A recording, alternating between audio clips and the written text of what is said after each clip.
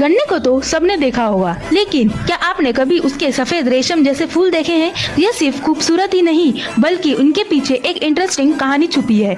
ये है sugar cane flowers, जो गन्ने के पौधे के बिल्कुल ऊपर निकलते हैं। इन्हें देखकर कई लोग इन्हें घास या झाड़ समझ लेते हैं, लेकिन असल में गन्ने के फूल होते हैं। जब गन्ने में फूल आते हैं तो इसका मतलब होता है कि पौधा का अपना नेचुरल लाइफ साइकिल पूरा करने की तरफ बढ़ रहा है। इसी वजह से कमर्शियल फार्मिंग में कई किसान चाहते हैं कि गन्ने में फूल कम आए ताकि पौधे की ग्रोथ और क्वालिटी पर असर ना पड़े। ये फूल बहुत हल्के और रेशम जैसे होते हैं। हवा चलने पर इनके छोटे छोटे बीज दूर तक पहुंच सकते हैं, जैसे नए पौधे उगने का मौका मिलता है। अगर आपने कभी गन्ने के ये खूबसूरत फूल देखे हैं तो कमेंट करके जरूर बताएं।